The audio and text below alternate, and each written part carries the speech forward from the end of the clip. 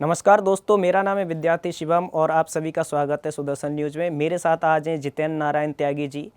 त्यागी जी के लिए मैं कोई क्या ही परिचय दूं। हर कोई व्यक्ति, हर एक हिंदुत्ववादी जानता है कि उन्होंने जो बलिदान दिया है, उन्होंने जो किया है, वो बहुत सारे लोगों के मुंह पे एक तमाचा है। त्यागी जी, आपका बहुत बहुत स्वागत है। जी नमस्कार।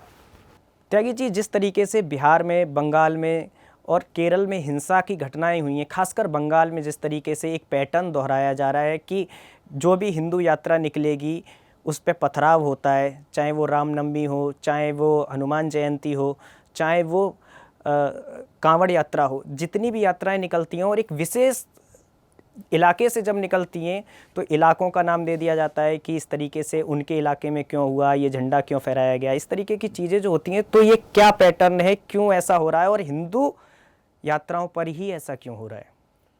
देखिए, हिंदुस्तान में आपने ये सुना होगा कि गजवाए हिंद की तैयारी हो रही है और जिहाद कहीं ना कहीं मस्जिदों से, मदरसों से पनपाया जा रहा है। और जब हिंदुओं के त्यौहार होते हैं तो ये ट्रायल लिया जाता है, उन पर पत्थर फेंक कर या उनको डरा कर, उनको भयभीत करके, और ये वहाँ होना शुरू हुआ है जहाँ के सरकारें मुसलमानों के पक्ष में हैं, वोट बैंक के हिसाब से, या जहाँ मुसलमानों की बहुत आबादी है। जाहिर सी बात है, जब आबादी होगी तो सरकारें सपोर्ट इसलिए करेंगी क्योंकि उनको वोट चाहिए हैं। तो चाहे बिहार हो, चाहे बंगाल हो, और चाहे वो साउथ के प्रदेश हों, बहुत से ऐसे प्रदेश हैं। कश्मीर तो देखिए, एक तरह से वहाँ जिहाद फॉलो किया जा रहा है, शरीयत के रूल्स चल रहे हैं। 370 वहाँ से हट गई, संविधान लागू हो गया, उसके बाद भी मुस्लिम आबादी उसको मानने को तैयार नहीं है। और ये हर जगह की परेशानी है। जहाँ जहाँ मुसलमानों की बहुमत होगी वहाँ शरीयत के कानून जो है वही फॉलो किए जाएंगे।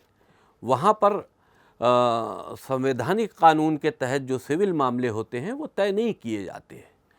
तो ये पत्थरबाजी जो है, ये एक तरह से शुरुआत है। आज पत्थर मारे जा रहे हैं हिंदुओं को। सोचिए, कितने अफसोस की बात है कि हिंदुस्तान में ही हिंदुओं को पत्थर मारे जा रहे हैं, उनके त्यौहारों को डिस्टर्ब किया जा रहा है, क्योंकि हुकूमतें ऐसी जगहों पर सपोर्ट में हैं।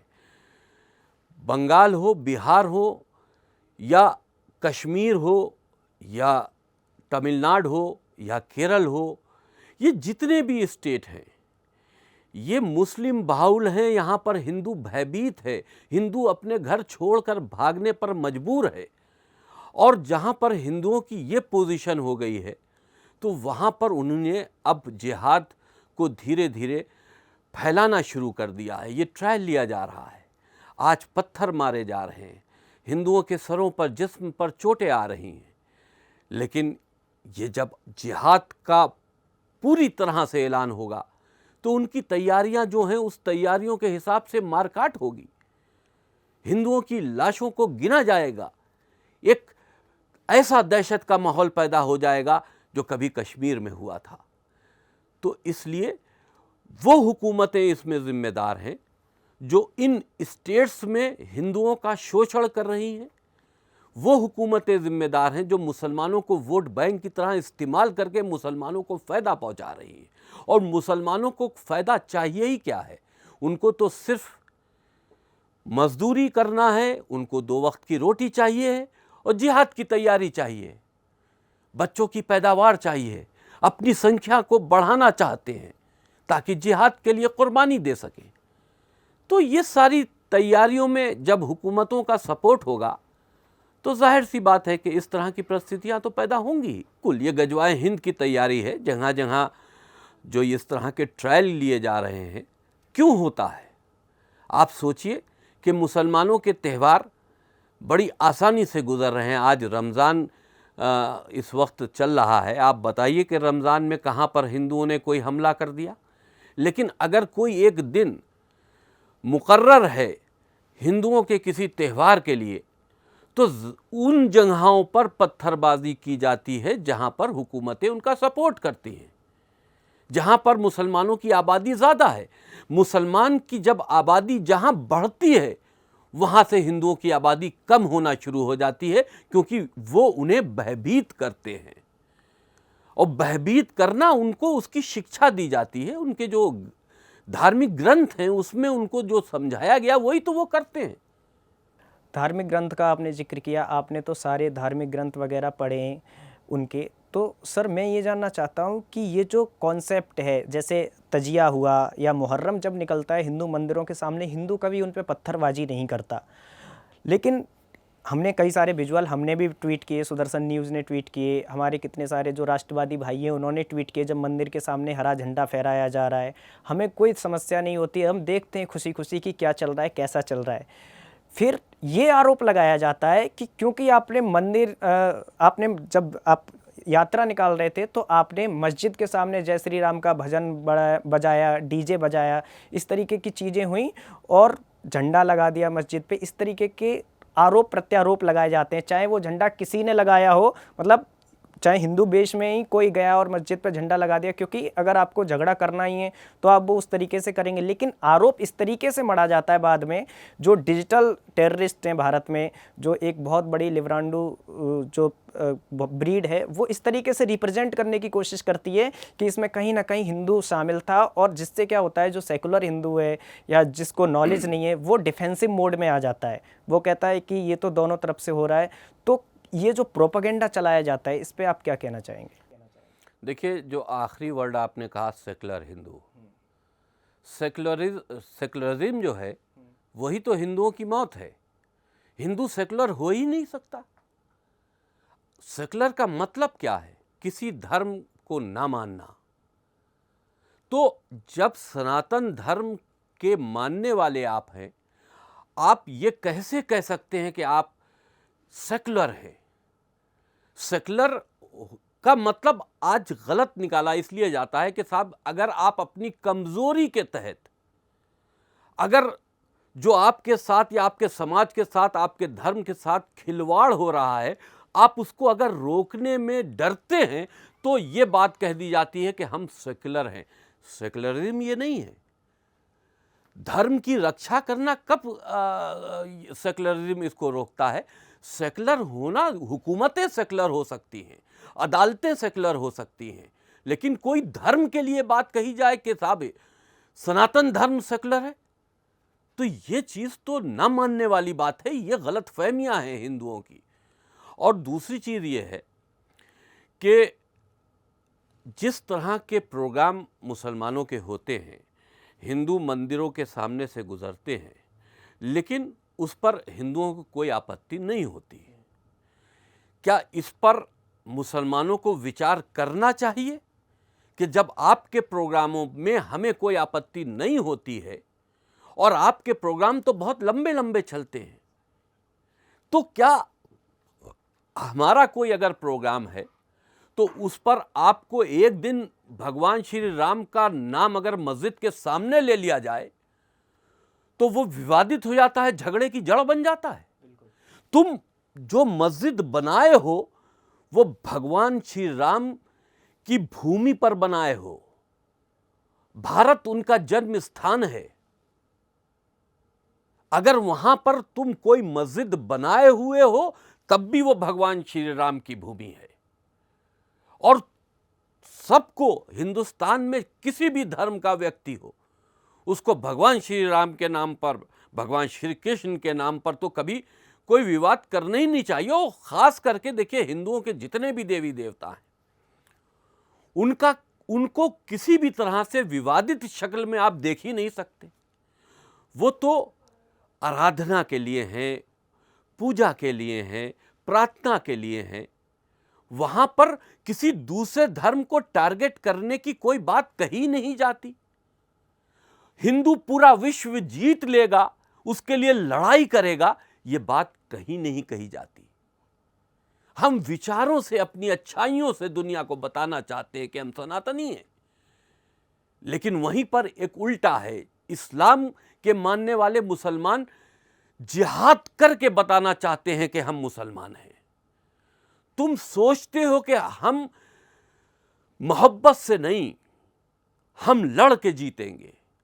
हम हिंदुओं को काफिर समझते हैं तो काफिरों से लड़ेंगे, जिहाद करेंगे अल्लाह के नाम पर, जो तुम्हें इजाजत देता है काफिरों से लड़ने के लिए, अल्लाह को खुश करने के लिए। ऐसा अल्लाह हो ही नहीं सकता। कैसे ऐसा अल्लाह हो सकता है कि उसी के पैदा किए हुए बंदों को और उसी के पैदा किए हुए बंदे मारें और कहें कि यह अल्लाह का आदेश है? तो ये तो एक बेवजह का झगड़ा है। मंशा कुछ है, मंशा हिंदुस्तान को जीतने की है, मंशा पूरी दुनिया को जीतने की है, मारकाट से ही जीतने की है। जाहिर सी बात है कि तुम्हारे जो ऐसे कट्टर विचार हैं, इससे कोई मोहब्बत करके तुम्हारे पास नहीं आने वाला। तो तुमको किसी ना किसी से जुल्म के ज़रिए, तुमको जिहाद के ज़रिए, तुमको हिंदुस्तान को भी जीतना है। इसीलिए हिंदुस्तान के जो स्टेट्स हैं उन पर ये ट्रायल लिया जाता है।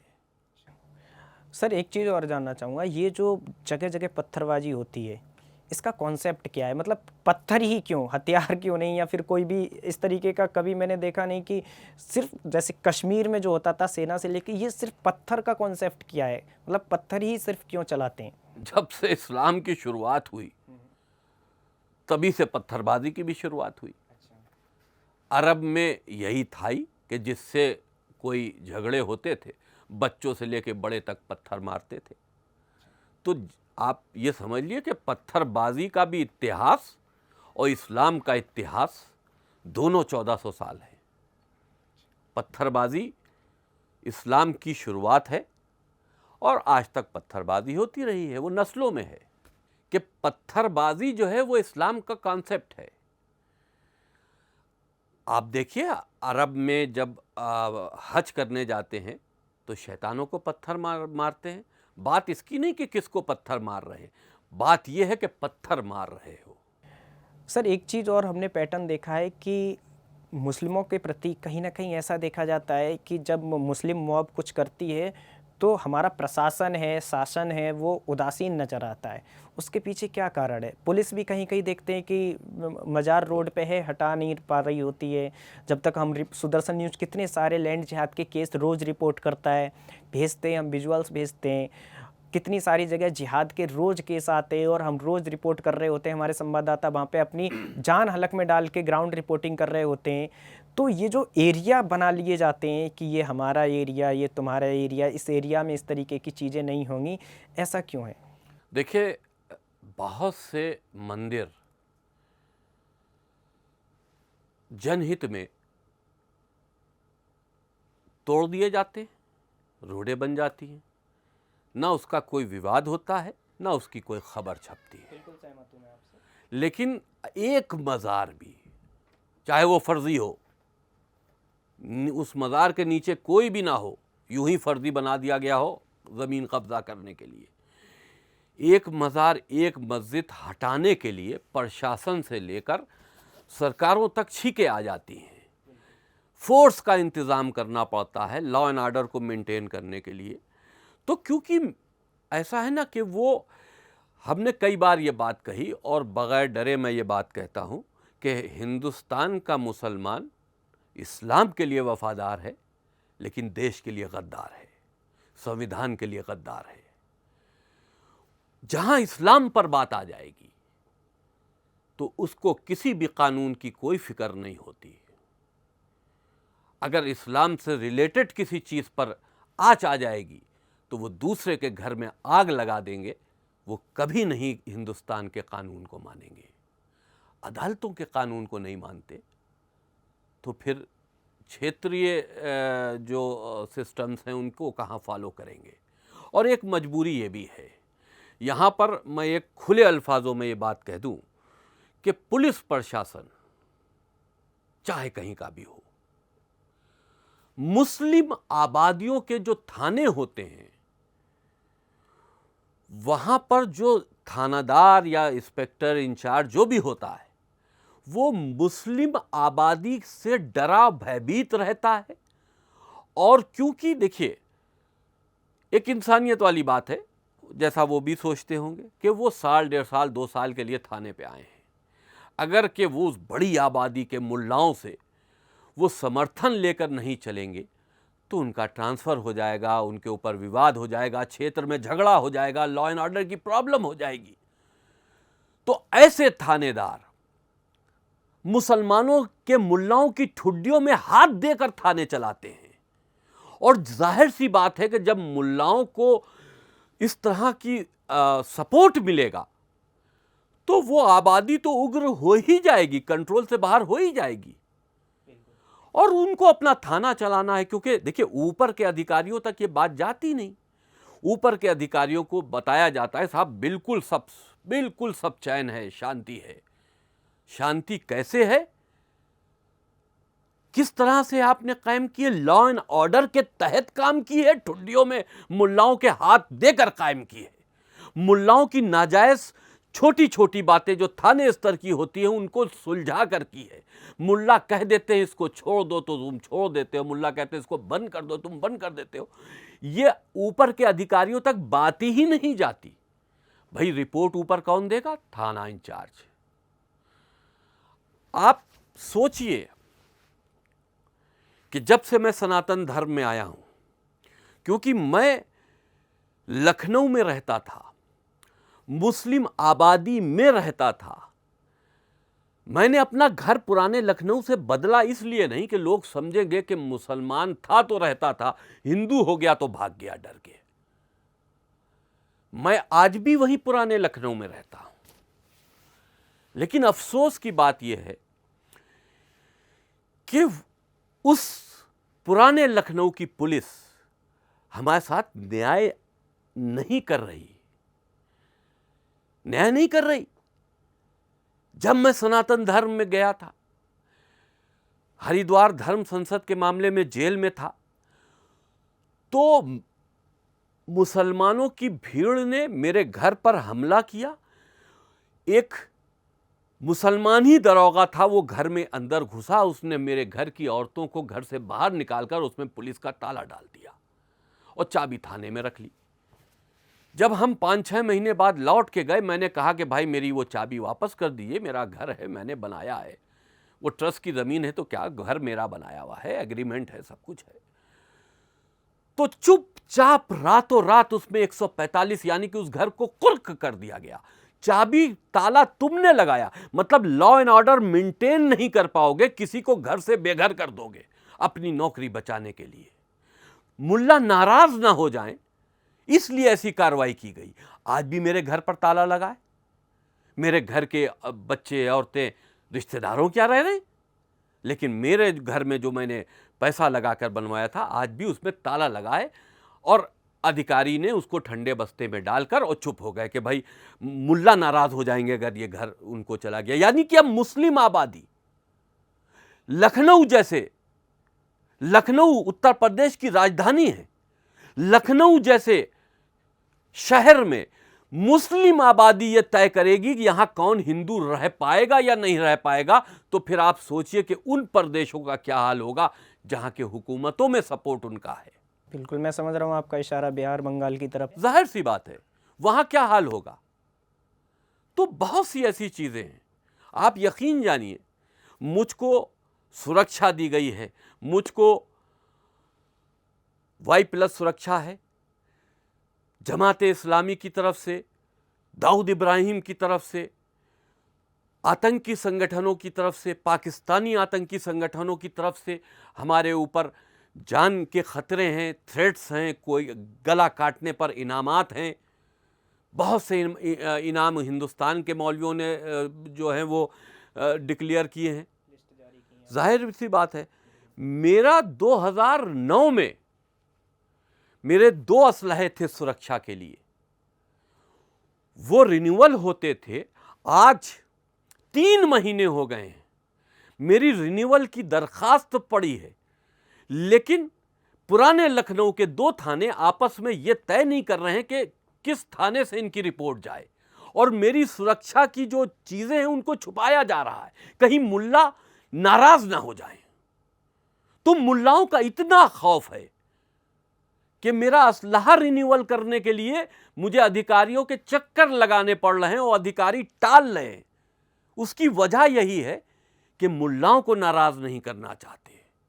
ये पुराने लखनऊ का थाने की बात है। जब कोई बात पुराने लखनऊ के थानों से ऊपर के अधिकारियों तक जाती है तब जाकर कहीं खलबली मचती है, वरना हर आदमी की आवाज ऊपर तक जाती कहां है। तो जब मेरे साथ ऐसा हो रहा है तो आम हिंदुओं के साथ में, जो कि अपने धर्म के लिए काम कर रहे हैं, जो सेकुलर हैं, उनकी बात मैं नहीं कर रहा, लेकिन जो लड़के काम कर रहे हैं उनके साथ क्या प्रॉब्लम्स होती होंगी इसको हम अच्छी तरह समझते हैं। बिल्कुल, मैं समझ सकता हूँ आपका दर्द। प्रशासन के लिए जो है, एक चीज़ और मैंने ऑब्जर्व किया व्यक्तिगत तौर पे, तो जिनकी सांठगांठ होती है, जैसे कबाड़ी वाले हो गए, उनकी सांठगांठ होती है लोकल पुलिस थाने में, वो बहुत अच्छे तरीके से उनको चीज़ों को मैनेज कर पाते हैं। जबकि एक आम हिंदू होता है, वो सोसाइटी में रहना, अच्छा खाना पीना, वो सोचता है मुझे मेरे परिवार से मतलब है, उसकी हिम्मत ही नहीं पड़ती है इंचार्ज या पुलिस केस या कोर्ट कचहरी जाने की। देखिए, हिंदुओं की, अगर हिंदुओं को कंपेयर किया जाए मुसलमानों से, तो हिंदू, ये हिंदुस्तान उनका है, आज से नहीं, हमेशा से। और हमेशा यहाँ की आबादी वक्त के हिसाब से कभी कम नहीं रही है। जैसे आज है वैसी उस वक्त भी थी जब मुगलों ने हमले किए थे। लेकिन हिंदुओं का प्रेम का ऐसा स्वभाव है, इतने मोहब्बती हैं कि वो धोखे में आ जाते हैं, और धोखे में आए तभी तो मुगल यहाँ कब्जा कर पाए और इन पर हुकूमत कर पाए। तो आज भी फिर भी बहुत बदलाव है। हमारे यूथ ने कमान संभाली है, वो समझ रहा है देश का माहौल क्या है। गर्दनें काटी जा रही हैं, टेलर की गर्दन काट दी, किसी को कहीं मार दिया, किसी को कहीं मार दिया। ये सारी चीज़ें जब से सोशल मीडिया आया है, जो ये चीज़ें आई हैं, तो यूथ जो है वो भी समझ रहा है कि भाई ये तो धर्म के हिसाब से टारगेट मत बनाओ। तुमको हिंदुस्तान में रहना है, वैसे तो हिंदुस्तान तुम्हारा नहीं है। बंटवारे के बाद तुम इस्लाम के नाम पर पाकिस्तान, बांग्लादेश सब ले चुके हो। हिंदुस्तान तुम्हारा नहीं है, लेकिन फिर भी संविधान ने तुमको रहने का अधिकार दिया है, तो कम से कम उस संविधान की इज्जत करो, हिंदुस्तान के कानून को मानो। अगर हिंदुस्तान के कानून को नहीं मानते हो तो फिर हिंदुस्तान में रहने के लिए तुमको जगह दिया जाना भी मुश्किल है। इसीलिए मैंने हमेशा एनआरसी का सपोर्ट किया। एनआरसी आनी चाहिए, एनआरसी लागू होनी चाहिए, सख्ती के साथ लागू होनी चाहिए, ताकि जो ये घुसपैठिए हैं, जो आस पड़ोस के मुल्कों से हमारे मुल्क में आ गए, उन नस्लों से यहां रह रहे हैं, और बड़ी से बड़ी मुसलमानों की आबादियां बनती चली जा रही, कम से कम पता तो चले ये हिंदुस्तानी है भी। वैसे तो कोई मुसलमान हिंदुस्तानी नहीं है, या तो बाहर से आए या कन्वर्ट हुए। अगर आप यूं देखें तो भाई या तो यहां कन्वर्ट हो गए, और या जो लोग बाहर से आए थे हमला करने वो आके रह गए, या बाहर से लोग आए तिजारत करने वो आके यहां रह गए, तो वो लोग हैं। तो उसके बावजूद हिंदू इतना दिल करता है कि सबको गले से लगाता है। धार्मिक भेदभाव हम भी नहीं करते थे, और ना आज भी करते हैं उन लोगों के साथ में जो हिंदुस्तान में सुकून से रहना चाहते हैं। लेकिन अगर तुम हमसे नफरत करोगे तो हम अपनी गर्दन तुम्हें काटने के लिए नहीं दे सकते। सर, एक सवाल और मेरा कि इस हिंसा का उपाय क्या है? ये जो पत्थरबाजी होती है, इसको किस तरीके से हिंदुओं को जवाबदेही देनी चाहिए, या किस तरीके से इसका उपाय सुझाना चाहिए आपकी नज़र में? देखिए, पत्थरबाजी जो होती है वो हम तो ये कभी नहीं कहेंगे कि हिंदू भी पलटकर पत्थरबाजी करे। हाँ, अगर कोई तुम्हारी गर्दन काटने आए और तुम्हारी गर्दन पर छुरी रख दे तो तुम भी उसकी गर्दन काटने के लिए हकदार बनते हो, हकदार बनते हो। लेकिन ये जो पत्थरबाजी और ये सारी चीज़ें होती हैं, इसके लिए हुकूमतों को देखना चाहिए ये लॉ एंड ऑर्डर की प्रॉब्लम्स हैं। योगी जी जैसा मुख्यमंत्री अगर प्रदेशों में नहीं होगा तो मुसलमान कंट्रोल में नहीं आएगा। ये हुकूमतें पलटनी होंगी। ममता की मोहब्बत जो वहां के मुसलमानों से है, इस तरह की सरकारों को पलटना होगा हिंदुओं को एकजुट होना पड़ेगा। हुकूमतों को पलटोगे नहीं तो तुम्हारे ऊपर जुल्म और सितम इसलिए होते रहेंगे, और वही लोग करेंगे जो हुकूमत में बैठे, चाहे वो सनातनी हो, क्योंकि उनको एक बड़ा वोट बैंक सपोर्ट कर रहा है और तुम बट रहे हो, तुम भयभीत हो। अगर कहीं पर कम भी हो तो अपनी ताकत का एहसास करो, अपनी ताकत का एहसास करो, वोटों को बटने नहीं दो। ऐसी हुकूमतों को उखाड़ फेंकना चाहिए जो मुसलमानों की वोटों से बनकर हिंदुओं के ऊपर जुल्म करने के लिए मुसलमानों को आज़ाद छोड़ देती है। सर एक चीज़ और पूछना चाहूँगा, क्योंकि आप पूर्व में मुस्लिम थे, तो ये जो रमज़ान या कोई भी पाक महीना जिस तरीके से चल रहा है और उस तरीके से चलते हैं, तो हम लोग सोचते हैं कि आप दुआ मांगेंगे, आप अच्छाई की बात होगी, अब एटलीस्ट हिंसाएं नहीं होंगी, इसमें बहुत सारी चीज़ें नहीं होंगी, फिर भी इस तरीके की खबरें लगातार आती रहती हैं।